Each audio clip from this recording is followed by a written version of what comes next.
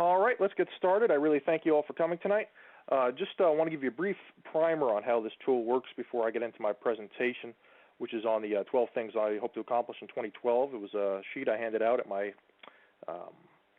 after my speech yesterday, and it also is available on my website, choosescott.com. If you go under the issues category, it has a 12 specific things I hope to accomplish in the year 2012. I think there's been a lot of general speak about what people want to see happen, but there hasn't been a lot of specificity on what people are looking to do, and I hope to at least offer that and start a debate, and so we can refine it and make it better.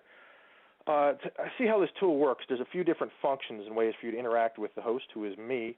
One of the things you can do is there's a little thing that looks like a hand waving at you near the top right part of the screen. If you push that, that lets me know that you have a question and want to talk. And what I can do then is I can unmute you, and you can ask any question you want. Usually I like to hold those to the end, but because of the complexity of some of these issues and the sheer volume of them, we'll probably be going one by one if you do have something to say. If you'd rather not talk directly but do want to ask a question or have a question asked, there are two other ways to do that. And what I recommend is the Q&A function at the bottom. If you look in the bottom window down there and type in a question, that will go straight to me, and I'll be able to answer it right at that time. That works a little better in the flow of conversation because then I don't have to stop the call and unmute, but I will hold an open forum towards the end if we do want to discuss any further issues. So that's how things work here. It's a good way. It allows me to keep things moving in an orderly fashion, but it also allows you to ask questions as well and display your comments and hopefully help me improve my positions. So getting started, I want to tell you how I came up with these 12 issues or these 12 objectives. There are 12 things that I think are very important and very doable in the first year, and I put them together with input from lawyers. Obviously, you need legal counsel to make sure what you're doing is legal. I have talked to elected officials from neighboring cities, including Berkeley Lake, Dunwoody, Suwannee, and Johns Creek, basically to find out how their experiences have went, and some of these have been done with some of their input in mind.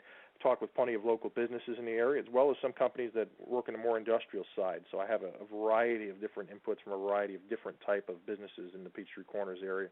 I also talk with some property developers, people that we need to get going to help redevelop our property as to what they want to do, and some of their plans are in some areas, so they're an important component of this, and it was nice to get their input on some stuff. I've also talked with many potential vendors for the city, to kind of get a sense of what services they can provide and also what they know has worked well in other cities and some different options that we have in terms of outsourcing some of our services to help keep our costs low and our quality high. I've also talked with many citizens both for and against the city, so I've gotten a wide variety of opinions from people who have different stake in the city and have different visions of how the city may work, and also different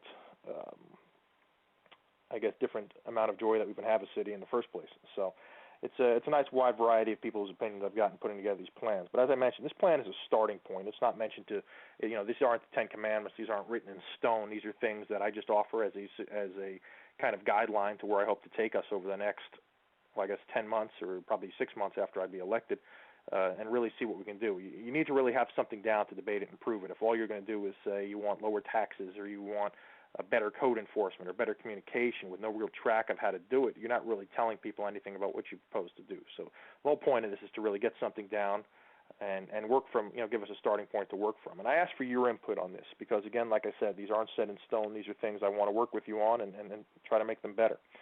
So the first thing I want to talk about is accessibility. And one of the first things I want to do is to introduce a bill that provides all city council meetings will be accessible via the Internet.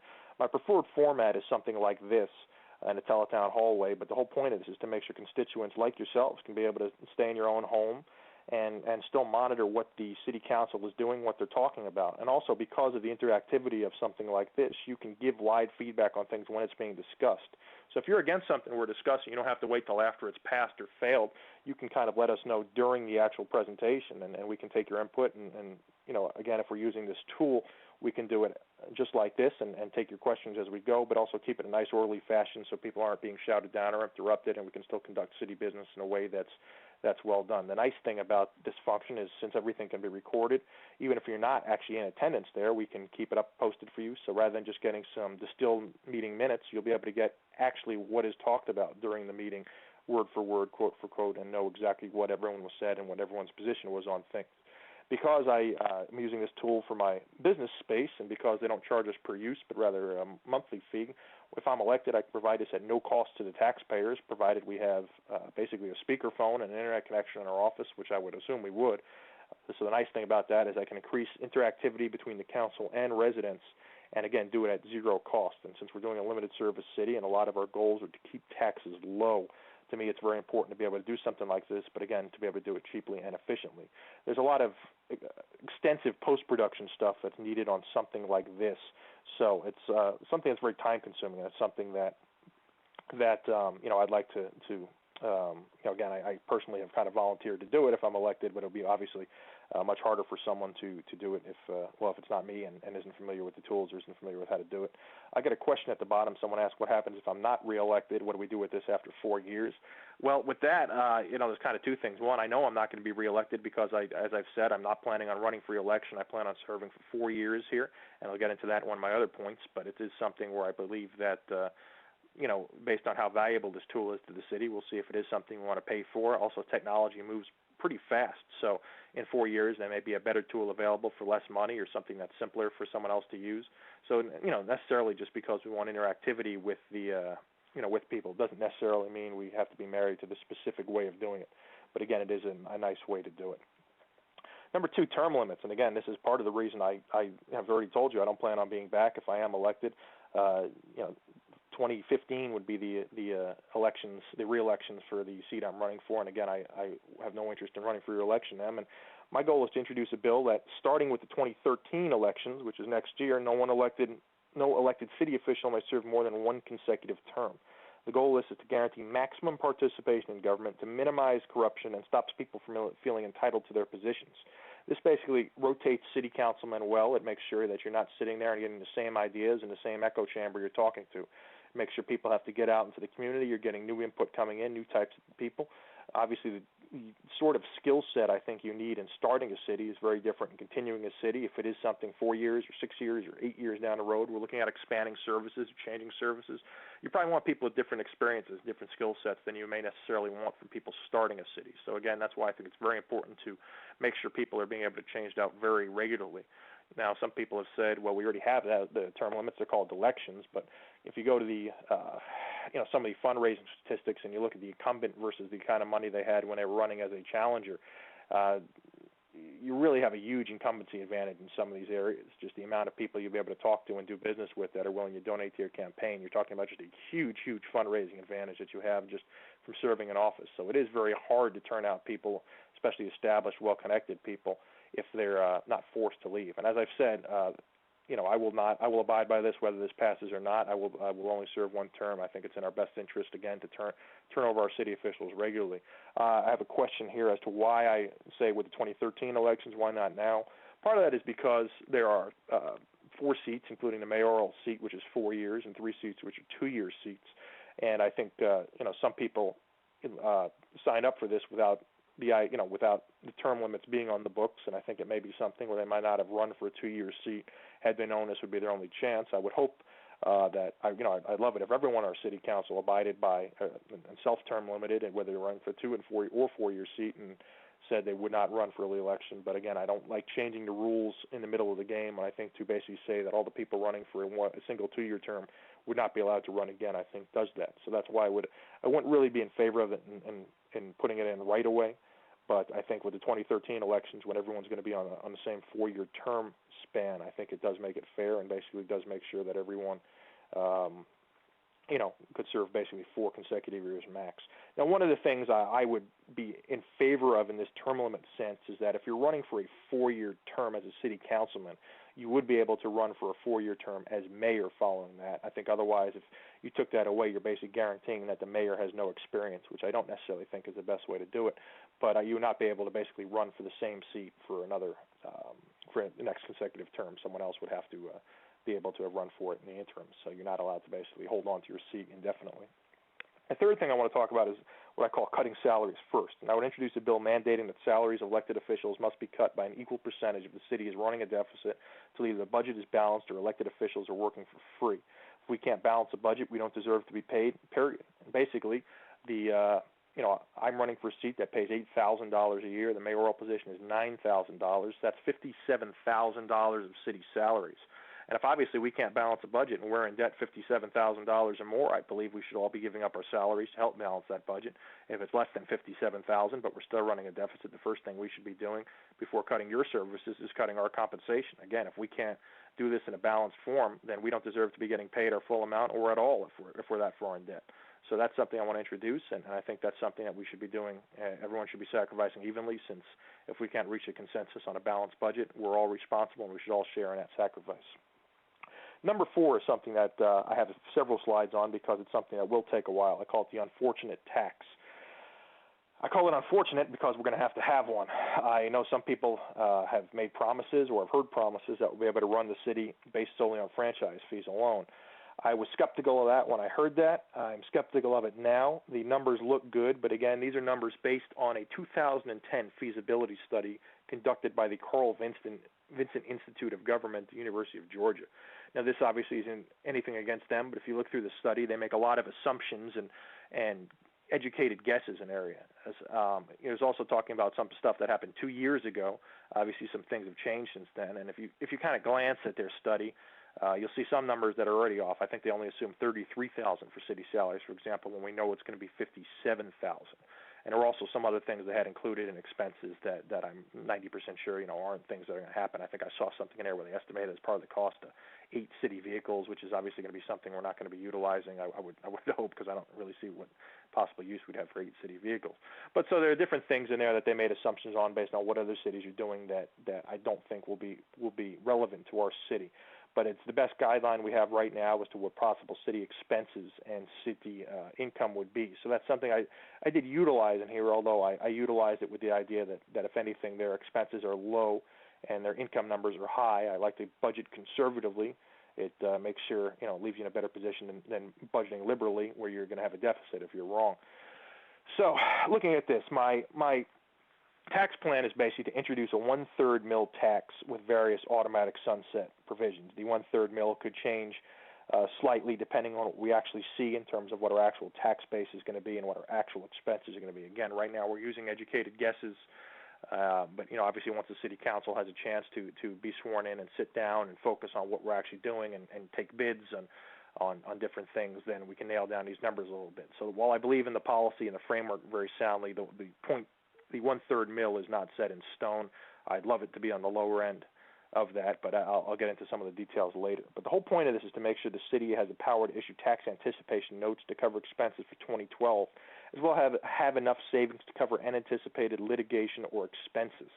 Basically, we're not going to get most of this tax revenue or franchise fee revenue or fine revenue or fees from permitting until much later in the year. And obviously there's going to be certain expenses that we're going to have to undertake right away. It's just like when you start a business, you have to, obviously there's some paperwork that needs to be filled out. There's some expenses that are taken care of for supplies. We're obviously going to be hiring a city manager and probably a city clerk who need to be paid. There's office space that needs to be rented. So there's expenses that need to be taken care of immediately. And we're not going to be getting a lot of the income from some of our different revenue sources until much later. So there are things called tax anticipation notes that we're allowed to utilize. And basically, as I found out from talking to many people, you can't get these tax anticipation notes unless you're anticipating taxes. And the only way to anticipate taxes is to have a tax rate. So my goal is obviously to keep that as low as possible, but for anyone that says we can do this without taxes, they're kidding themselves, because we're starting off in a deep deficit, and the interest we'd be paying on loans or the damage we'd be doing to our credit by not paying these bills right away would be far more damaging than these tax anticipation notes. I see a question here that says, what is the rate on tax anticipation notes? And to be honest, I don't know what our rate would be. It looks like it's a competitive bidding process. The most recent information I was able to find was based on Fulton County in 2011. I believe it was July 2011. Their interest rate on their tax anticipation notes was an interest rate of 0.018%. So I don't even believe that keeps up with inflation. So you're obviously getting this at a very low rate, because tax rates are, like they say, the only things that are guaranteed in life are death and taxes. So I guess the chances that the taxes are going to come in are pretty well set in stone. So there's not a lot of nervousness as far on the part of lenders. So that's why they're able to give you such a good rate. I don't know if we'll be able to get such a low rate because we don't have any credit history, but I would assume it would be something in that ballpark. But anyway, getting back to my plan, everything I want to do would have an automatic sunset provision. I'll get into that in a little bit with some specificity. But basically the whole point of that is to make sure that that any tax rate we set is basically automatically going to go away if we either hit certain revenue points or after a certain amount of time, to make sure that we can't show political cowardice and basically just keep a tax rate at what it is, or if we're going from, say, 0.33 mils, cut it to, say, 0.3 and talk about how great we are because we cut your taxes, even if we need far less money than that. So these make sure they take effect automatically regardless of what we do, and we're going to have to pay a political price if we do want to keep a tax rate going or raise taxes or anything else. We're going to have that debate. It's going to have to be a public debate. We can't just let things progress on cruise control. And so I will, as I said, any tax rate we have, I want to make sure they have automatic sunset provisions based on those 2 points, as based on how much revenue you're taking in and based on a certain amount of time, so that they automatically go away depending on what happens. So getting into detail about this, here's the summary of projected expenses I got from the CVI study. You'll see their elected officials, it has it $33,000, which we already know is wrong, but I think some of these other areas, if you look in detail on this, and I have this actually on my website. If you go to choosescott.com, under on the issues, there's a bunch of resources, and this is one of them, so you can actually download the study and look at their projections and how they arrived at them yourself. But they have a total estimated expenditure of about $760,000 per year. Again, again, because a lot of this stuff will be prorated, I'm not sure exactly what will be in the first year, but just assume a $760,000 prorated expense rate over the course of a year. Here's their projected revenues for a year. On franchise fees, you're talking about $1 million. And for those who don't know what franchise fees are, they're things that are already on your utility bills. If you look at them right now, it'll say franchise fees. And as it was discussed last night, they're put into escrow right now, but they would be given to the city now that we essentially have a franchise. And I've heard the standard rate they're set at is 5%, but we do have some latitude on that, which I'll get into in my next area. But being set there gives us a good cushion. So theoretically, at $1 million of franchise fee revenue, we would be able to cover all our city expenses.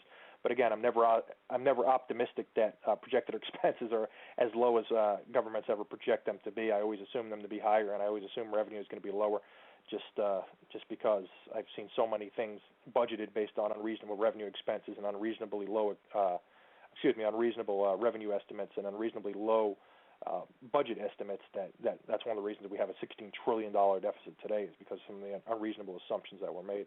You look at property tax estimation; these include vehicle taxes and all property taxes of $2 million, but that's based on the full 1 mil tax rate. But basically, if you look at the projected expenses of $760,000, you looked at our projected income of $3 million, we should have plenty of wiggle room here to deal with taxes as well.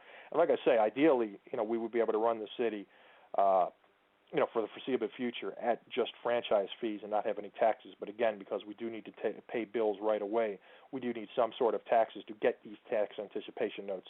And also, I think it's very important to also get some savings put away, some surplus put away. So if there are some unexpected cities, there is a lot of litigation that new cities face.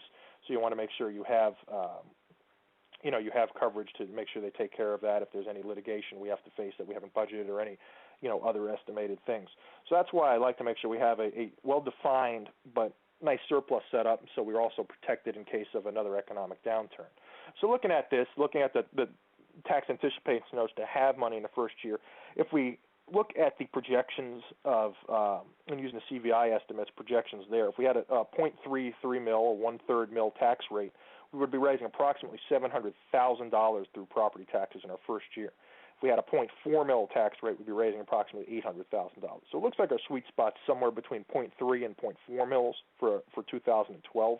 Again, once we actually sit down with the city council and say what do we need and start getting specific RFPs and specific budget estimates, then we can nail down exactly what our projected expenditures are and set the tax rate accordingly. And before I move any further, I just want to say, for some of you that have joined us just now, there are several functions you can use to interact with me, because I know these tax policy discussions can be somewhat dry and somewhat complicated. If you touch that little hand that looks like you're waving, and you can ask me a question, I'll know to unmute you and call on you. You can also type something in the Q&A box at the bottom and ask me a question there, and I'd be happy to answer it myself there. So getting back into the presentation, I'm looking at some stuff. My automatic provisions to deal with the tax rate, basically if we get 200% of projected expenses, so if we're projecting, say, $750,000 the first year, if we get to $1.5 million in projected expenses, which, based on the franchise fees and the tax rate I'm looking at is pretty likely, then our tax rate would automatically drop to 0. if we get to between 150 to 200% of projected expenses, say we get much closer to, say our actual rate's closer to $1 million and we're about 1.5 million in revenue, we'd still be able to drop down to about 0.1 mil. So you'd be taking a huge tax decrease in next year.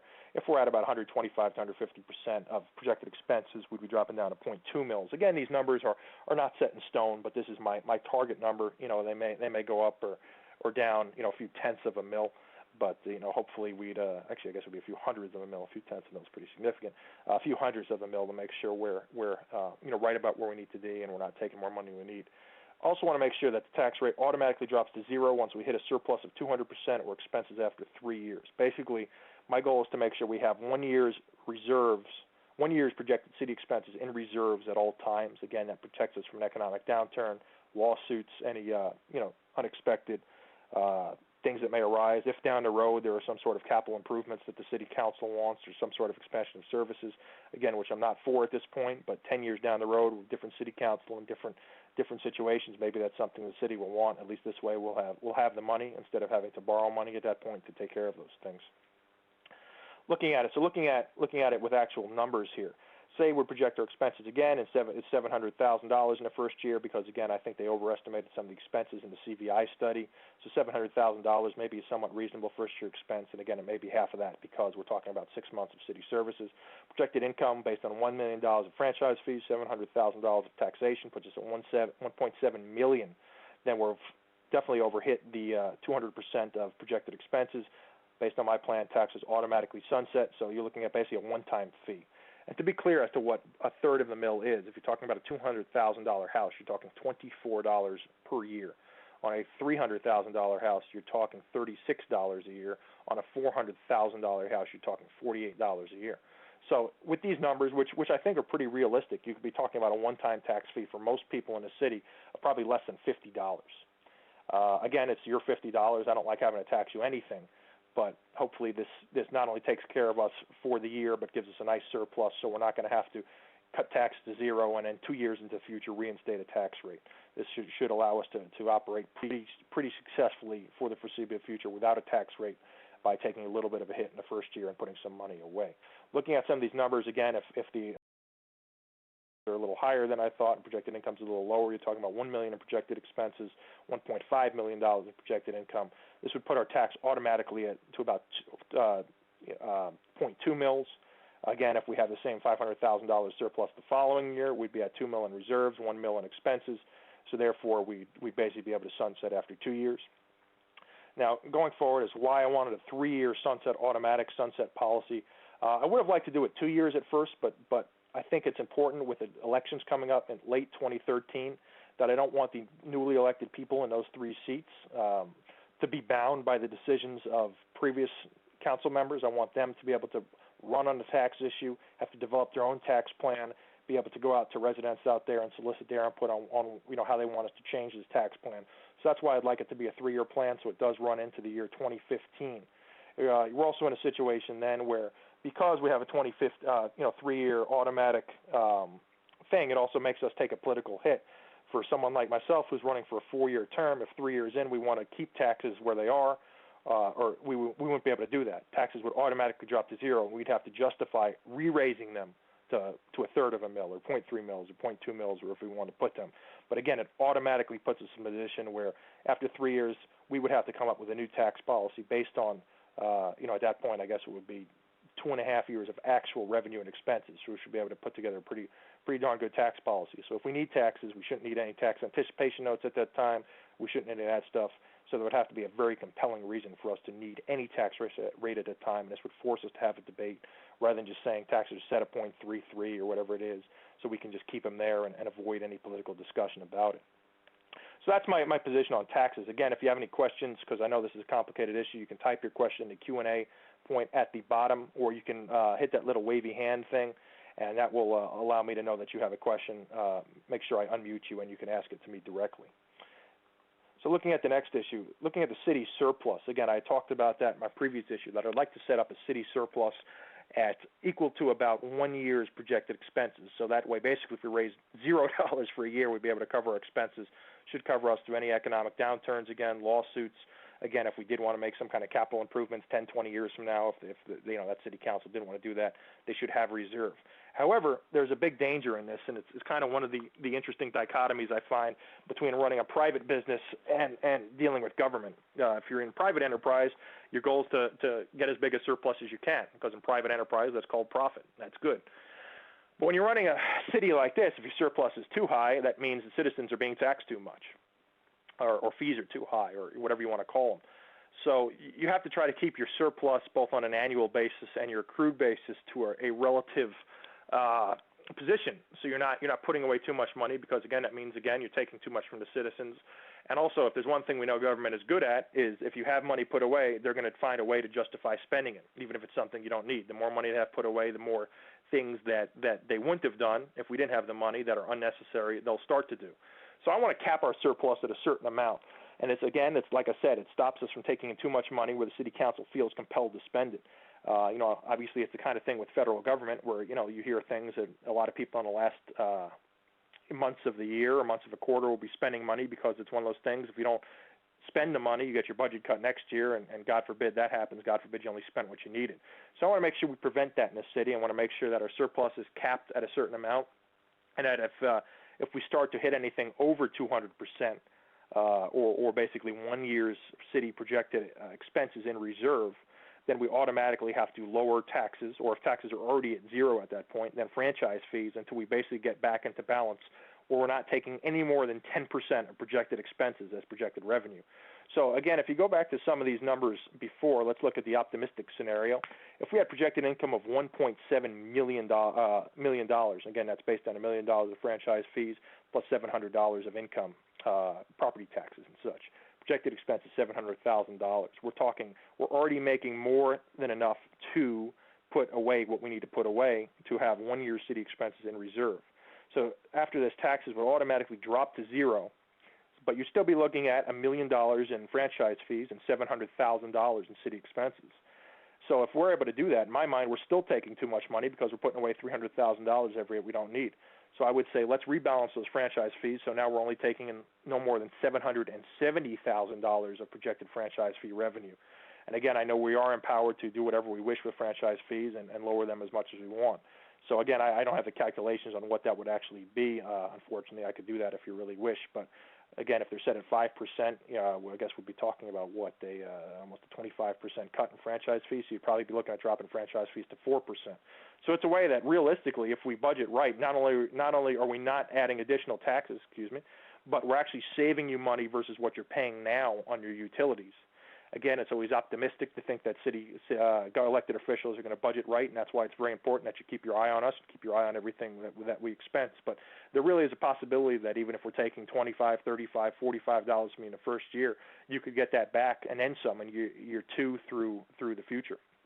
So that's my point on the city surplus issue, and again, why I want to cap it where at a certain point. Looking at point 6, this is on code enforcement, and I call it code warnings. One of the things I've talked with people, especially people not in HOAs, as they say, I moved into a non-HOA place specifically so I wouldn't have to have people telling me what to do with my property.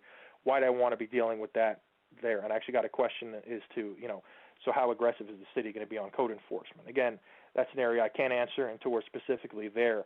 But as I've told people, if there's a code issue, and we're talking about residential issues now, but if there's a code issue that the city has to involve itself in, and you live in an HOA community, your HOA has really failed, because I can't imagine that the city's code enforcement will be anywhere near as stringent as what HOAs already have established. I'm running for office, and I can't even put a sign out in my front yard based on our covenants and stuff in our HOA, but obviously based on Gwinnett County law, I could do that. That's something I'll touch on later. So it's something where if you do live in an HOA community, you're probably not going to notice any difference. My goal is to make sure that people who don't live in an HOA community are really noticing no difference in our code enforcement unless they're doing something that's so excessive. And I think, it's pretty obvious what is excessive in terms of keeping your land that unkempt, where it now becomes something that devalues properties around you, becomes a magnet for crime or something like that. I don't want to, we shouldn't be having people coming out if your grass is a half inch too high. But if you got 4-foot tall grass and your lawn hasn't been mowed in 2 years, then you're probably in a code violation. If you're letting your foreclosed house, getting windows smashed and not boarded up, or you're leaving pools, uncovered, then you have a code violation. But what I like to do is to divide residential codes into major and minor infractions. Some of the things I talked about, again, where your house is so unkempt that we need to be taking care of it immediately, would be major infractions. And again, those are things we have to look at, taking care of right away, because they put citizens at risk, either through criminal areas or personal safety. But there's a lot of things that are minor. I talked to someone that lives not too far away from me that said he's been living in town for 40 years and has done various amount of car sales on his property for church auctions. And he said one day he had his car out there for sale, and the county came by and fined him. And to me, that's something that's ridiculous, because it's an easily rectifiable situation with a very certain time period. It's not like he's going to keep it there indefinitely, and it's something he's been doing for a long time like that. It's not something we should be fining someone for right away. It's something we should be educating, if anything, saying you can't do this for whatever reason, if that is a code we want to maintain. And then it's something where I also want to talk about, here's why you can't do it, here's the specific code that does it. But also let's look at some other things. Make sure it's in a situation where we're not fining someone for something like that the first time. Let the residents set their compliance time. Say it's something, if he says, well, this car's going to be gone in a week because I'm starting for this auction, say, okay, well, I'll come back in a week, and if the car's still there, then we'll deal with it then. It allows people to basically get things done on their time limit, because some repairs are more costly than that. And it is hard to let, when someone is coming by setting a certain time policy, where it may be something that's just unmeetable, and it may be something where you're going to get fined because they're just setting an unreasonable policy. And this way you're letting citizens have input into how long it'll take them to comply with basically what is a minor issue. And it also makes it harder for them to say that the county didn't give them enough time, because they're the ones setting the timeline. So, I'd like to look at something like possibly like a 3 strikes and you're out for minor violations. But again, there does need to be something where if it's clear that you're just ignoring code violations, you're ignoring citations, and it's just clear you have no interest in changing things, then fines do have to be assessed. But to me, fines need to be done as a punishment. They should not be done as a revenue raising tactic. And to me, that's a danger, and as I know what a lot of people that were against the city were worried about we'd be doing when the city came, and I'm adamantly against using fines as a revenue-raising tactic. If you look back at my numbers before and some of the stuff from the CVI study, there's no need for fines to be counted on as a revenue-raising tactic. We should have more than enough money to fund the city based on just franchise fees alone going forward, or franchise fees and a minor tax rate. To have to be going out and sending code people, going out and fining people for the sake of fining people to try to draw in money. That's not the city I want to live in. That's not the city I want you guys to live in either. So again, city fines should only be done as a compliance measure. It should not really be done as a revenue goal, although obviously they would be put towards city revenue, which will hopefully keep, any fines that do end up happening after some of these things are done will obviously be put towards the city general fund and hopefully keep taxes and franchise fees low. Looking at something number 7, this is something where, again, probably does need some clarification. It's what I call a competitive bidding, and it is one thing where I'd love to do, where every year I want to make sure we're introducing a bill to make sure the city's getting an RFP, and probably not a very specific RFP, because I've talked to vendors and it is a lot of work for them to put together a detailed RFP, but it is something where I'd like a general sense of, what could you do this service for if we were to look at you with kind of the key points of what the service does. Because it's not an official RFP, they may not want their names attached to it, but I don't really think that's a big deal. But it is something where we can say, hey, if we were to outsource this service, say trash, for example, well, here are the different prices that we could get trash for, and this is what comes with that service. And I also want to audit each of the services we provide and say, here's what we're paying for it now and the services that we're providing.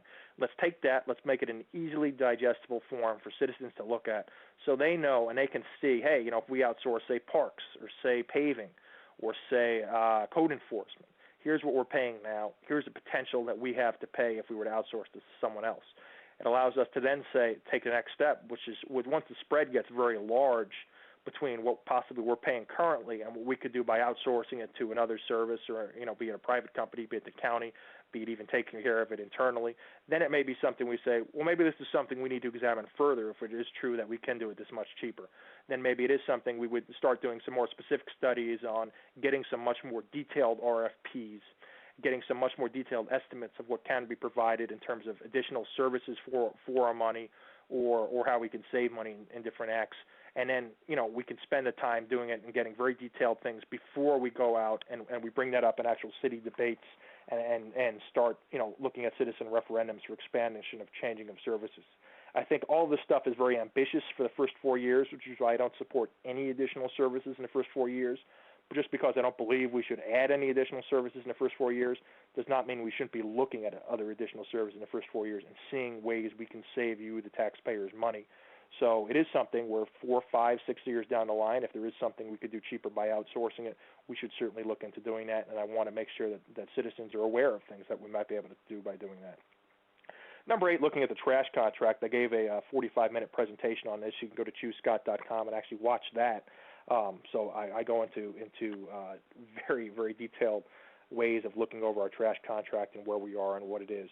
But one of the first things I want to make sure I'm doing is meeting with Gwinnett County and Waste Pro to see what it would take to be relieved of our obligations from the solid waste contract so we can put it up for rebid.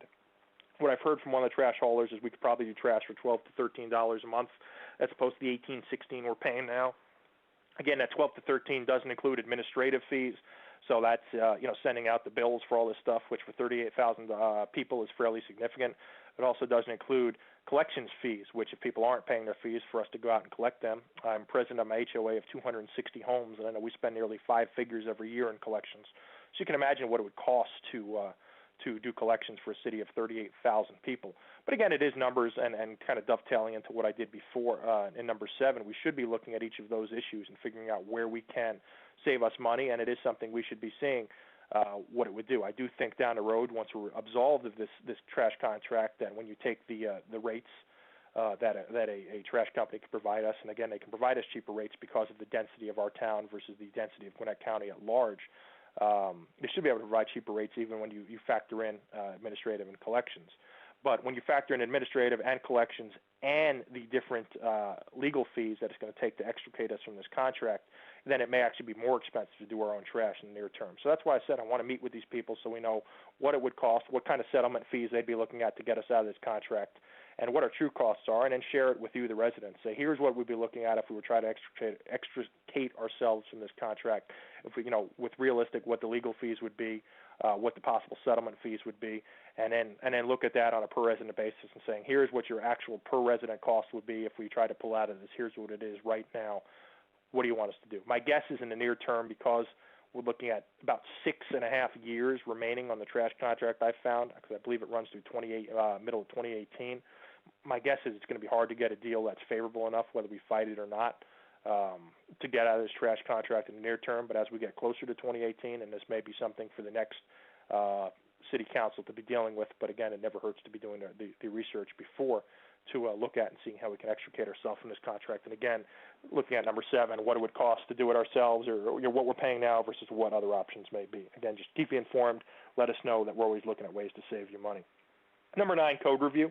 This kind of dovetails with what I talked about code enforcement. One of the things I want to do is put together a committee of various stakeholders from the construction, legal, business, and residential communities to examine all of Gwinnett County's codes.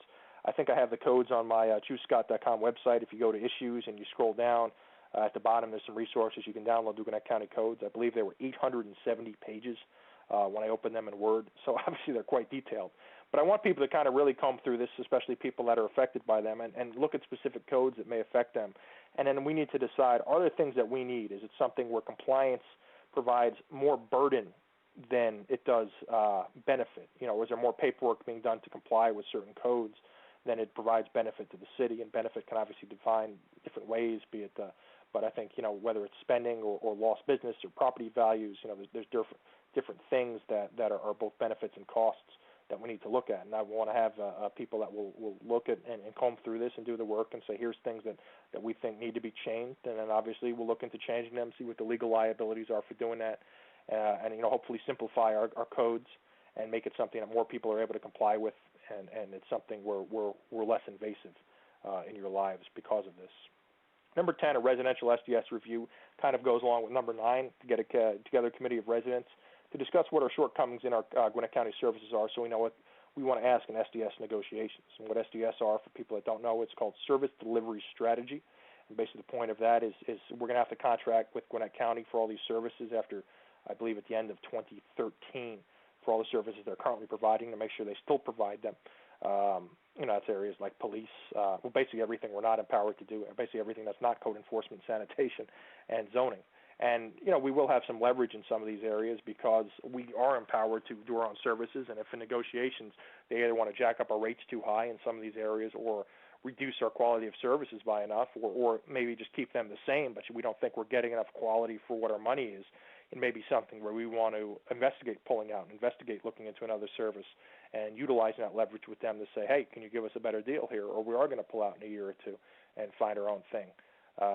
Obviously, the tax money that goes with us, I don't know if you're aware, but the SDS lawsuit that had been going on since 2009 has just been settled today. So, there is some certitude now as to what will happen when you do reach an SES agreement. So I think, obviously because we're one of the more affluent towns, we're the biggest city in Gwinnett County, it makes sense for them to keep us happy and keep the tax revenue that we're providing to them and our property taxes coming in. Obviously, if we're pulling out in some costly service, they're going to be losing out on a lot of tax revenue. Tax revenue equals power, it equals control. I don't think any government's ever in the mood to give that up. So I would think it would be in their best interest to keep us happy, and obviously it's in the interest of our residents to be kept happy as well.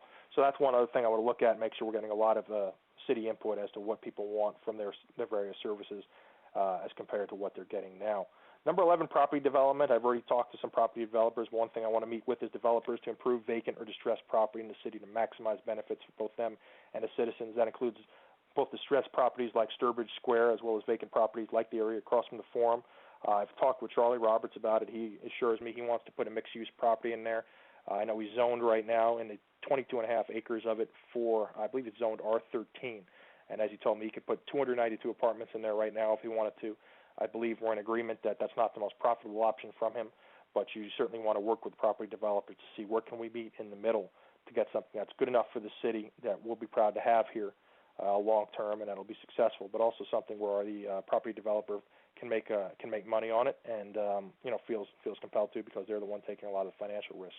So again, I'd love to meet with property developers like that, talk with them, see what we can do to get a place over there that includes retail and green space. I don't want to micromanage someone. I don't want to get into what sort of trees he's got to plant and what his flowers have to look like. But I think in terms of general concept, there needs to be an agreement between the town and the developers in a lot of areas and get things moving. So it's my goal to get out and meet with as many different people as possible this year, get their sense as to what they can do to improve our city, and take it to you and see what you guys want to do. Number 12 is more of a personal accessibility promise. I promise that if I'm elected, I'll hold monthly teletown hall meetings just like this. I'll also have a live constituent meeting set up at a certain time, either at the office or at a central location here, so you can meet and talk with me in person about issues that may want to come up. I promise I'll be doing that at least once a month. However, I certainly don't anticipate that to be the end of my constituent service. I promise that any issue emailed to me will receive a well-researched, personalized reply within 24 hours, as long as I'm basically in a position where I can access email. If I go to Europe with my wife, it may take you a little longer during that week or two. But if I'm around, I can get the email. There's absolutely no reason you shouldn't get a personalized, exact response to me within 24 hours. It's going to take me more than 24 hours to give you a good response, and I promise I'll be letting you know within 24 hours that you'll be getting a response in a little longer than that. But I want to make sure I have time to research a little bit as to what I'm talking about. But I'm very big on accessibility. I will always remember that I work for you. As you see by my frequent teletown halls, I do really believe in what I'm doing and making sure that I'm getting out to you as much as possible and getting information for you as much as possible. So those are my 12 points. I'm going to give you a bonus one that I kind of saw today, which I don't have written down here, but it kind of deals with the Gwinnett sign ordinance. I know someone was asked about that a few town halls again. And being a candidate myself and having to get my signs out and seeing these ridiculous sign wars we're kind of having 30 days before the election kind of has me, or I guess 28 days before the election now, makes me think that I want to push for an ordinance where, especially on public areas, these street corners and such, to make sure that no political signs can be put out more than 14 days before an election. I think that they're ugly. They look stupid. You just get one person putting out a sign and then someone else putting out the sign next to them, and then the first person comes back and throws out two more signs, and all of a sudden you have this, formerly vacant street corner that now has 40 different signs on it for no real reason. There's no reason we should be doing it this early. The reason I started putting my signs out was because my two competitors had their signs out, who probably put their signs out because someone else had their signs out, and you're just getting this ridiculous arms race with signs. It's unnecessary. It doesn't need to happen, and at least on public property and these areas, it shouldn't be happening. On private property, I'm hesitant to tell people that they shouldn't be able to put a sign on their front yard. I think there's a lot of First Amendment issues on like that. I would certainly like to see something set up, in some of these areas. I know, my HOA, we're not allowed to have signs up at all, but we're not allowed to act within 15 until at least 15 days have passed. Again, if you're an HOA, I'd rather let them handle it. But in general, I think I would love to have a city ordinance where you're not putting signs up in your yard or anywhere more than 14 days on the election. I see that as before the election. I think that's unnecessary, and I think you still have plenty of chance within 14 days to do what you need to do. So those are my 12 and a half points for what I plan on doing in the city in 2012. These are all things I plan on bringing to the table. As far as I know, I'm the only candidate to give specific idea of what they plan on doing. Everyone else has been very general, just kind of throwing out red meat without any specificity on what it is. I'm the only one that's willing to take positions on specific things. And as I mentioned, I'll always seek facts, try to distill them to you as I've tried to do through here, and present them to you for comment and get your input on something like this. Everything I do is a work in progress. It needs to be vetted, but again, if you're not willing to put something down on paper and put your name behind it, we're never going to get anywhere. So I want you to help me make this your city. I want you to know that if you like me, I'll always do my best to get you the info you need to make a decision, as I've tried to do here. Get you as much information as possible, outlay your options for you, and then find out what you want me to do. But in order to do that, I need your help. I need you to volunteer. There's a lot of people that are organized for other candidates that are against me. So if I'm to be able to do any of these things for you, I do need your help in some areas. Telling friends and neighbors about myself, getting them to watch these town halls and come to these town halls, putting signs up for me in your yard or in your area, making calls and knocking on doors for me, attending forums, attending my candidate meetups, friending me on Facebook, commenting on my blogs, commenting on my posts, anything like that to show that there's interest and to show that there's support for my properties. And if you can, I know it's a tough economy, but if you can donate any money, I'd appreciate it. I know a lot of people are spending a lot of money against me, and I do need to kind of keep up if I am to get my message out. So while I'd much rather have your time than money, some things do cost, and if it's something where you don't have the time and you do want to support me, money is always helpful, and you can donate or sign up for any of these things through my website at choosescott.com. So with that, I'll open up the floor to any questions or comments. Again, you can use the Q&A function at the bottom. Just type something in that window if you have a specific question. These don't have to be specific to any of the things I talked about during this town hall. You can also click on the hand icon that should be near the top right of your screen. That'll let me know to unmute you. So if you have any questions or comments at this time, I'd love to take them.